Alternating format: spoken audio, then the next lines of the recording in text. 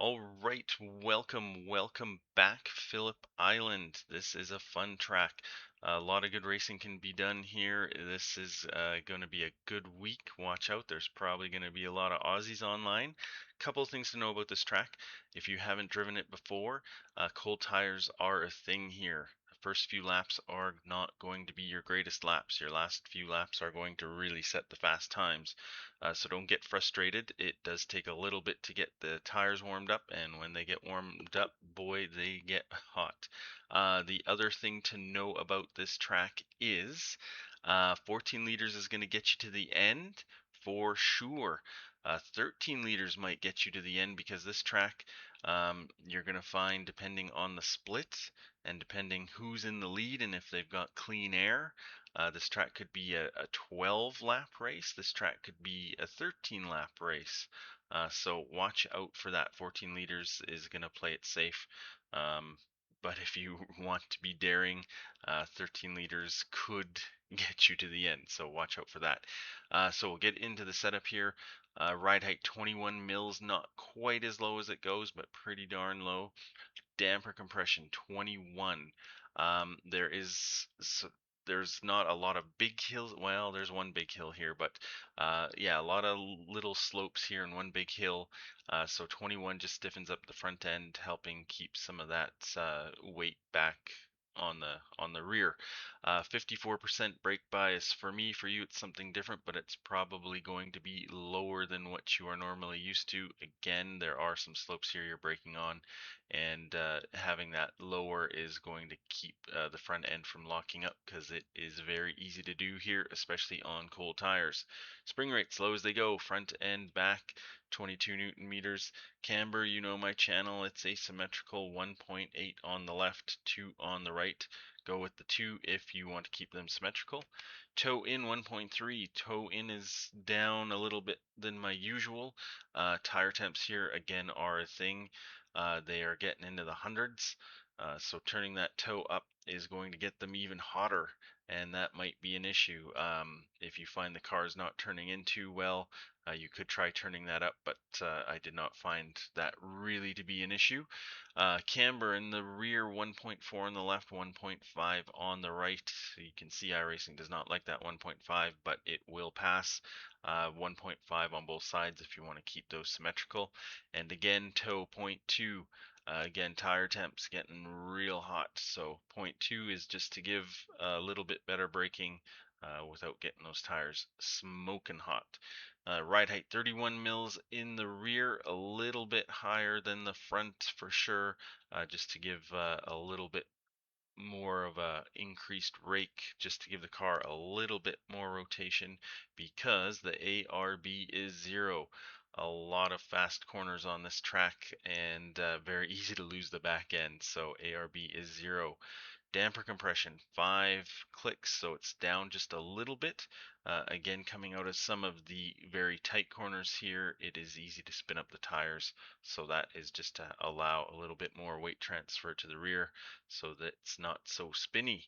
18 clicks for the rebound, 14 liters as I said. That's going to get you to the end whether there is an extra lap or not.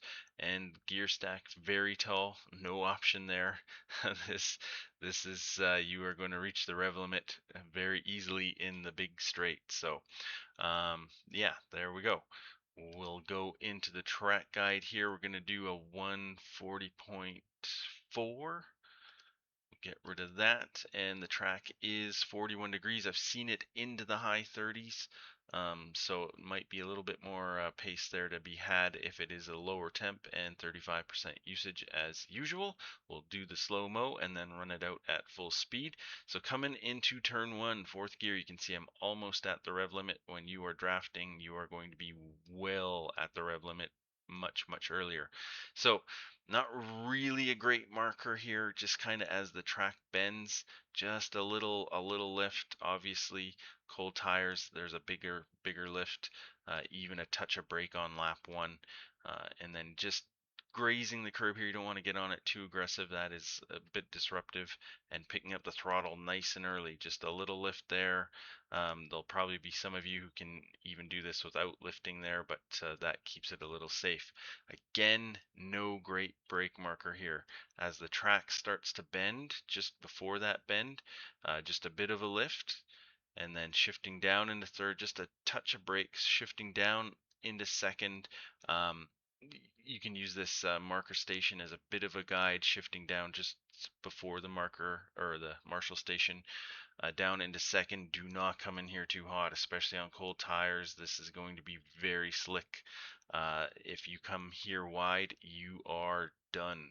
Um, get a tire on the curbs here, and that is going to just allow you to carry some more speed through here. Just managing the throttle. A lot of these corners are all about feel. This, if you were racing last week at Tsukuba, very technical track. You brake here, you get on the throttle there. It's got lots of markers, very technical. This track is about feel, and unfortunately, I can't give you that, but I can give you the basics here.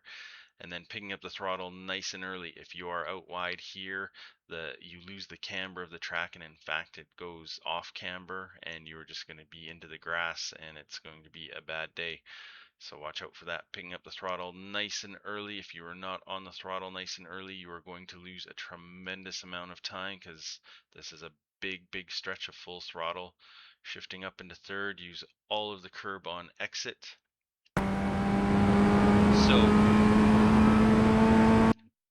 So this is probably one of the biggest passing opportunities, so just watch out. Press the wrong button there. Yeah, going to be a lot of people going for a pass here. This, you're looking for the 100 board, getting on the brakes very hard. This is a very tricky corner to go fast through here. It's a wide line, but again, you're leaving the door open, so watch out for that. Also, I do not like to get on the curbs here. I find that it really reduces your braking, and the car gets a little wiggly and not a lot of fun. So down into first, starting to release the brakes as you turn in. If you are on the brakes hard as you turn in, you are spinning out, and it's a very late apex. So do not turn in too early, and then picking up the throttle nice and early. You can use that green stuff on exit, but the curbs probably will manage to get you. Coming into the next one here, leaving it in second. If you're drafting, you might be up into third, so just watch out for that. Just past the end of the curbs here, past the end of the white. This is another late apex, so do not turn in here too early. You will lose a tremendous amount of time, but watch out. There will be people braking or slowing down probably early, um, for those who aren't familiar with the track. So just past there, just a little bit of brake, letting the car roll in, and then picking up the throttle nice and early. Again, just a very late apex here. I probably turned in a little too early. Picking up the throttle nice and early though.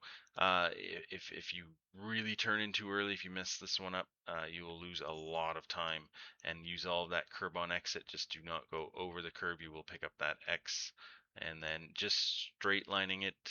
Uh, Minimal wheel input here. You can actually scrub a little bit of speed if you are really swerving the car from left to right side, and then working your way up into fourth.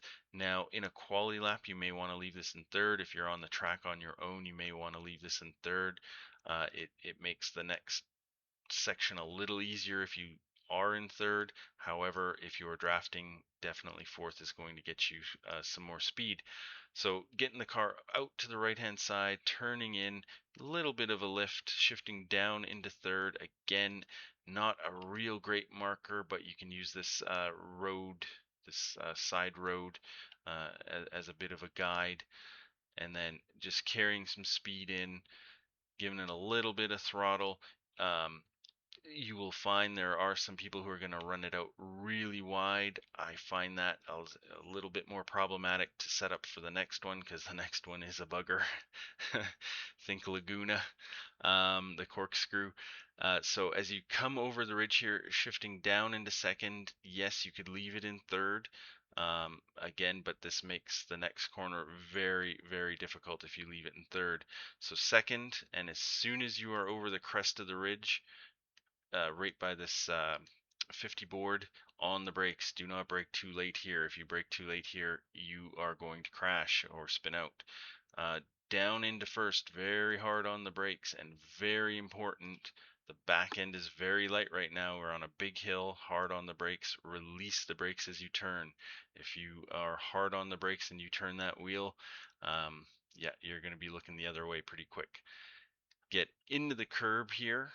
This is very cambered. If you are on the outside, no good, no good.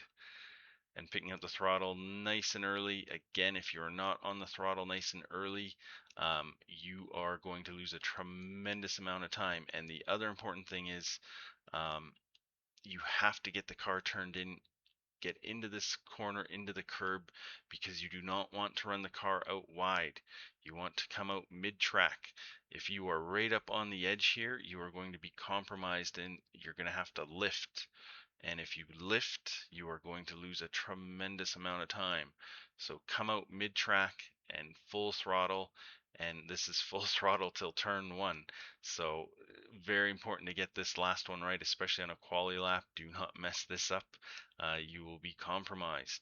And then just hugging the curb, just follow basically this is kind of like an arrow, just follow the arrow, unwind the wheel, just try and minimize those steering inputs because yes, you can scrub some speed through here.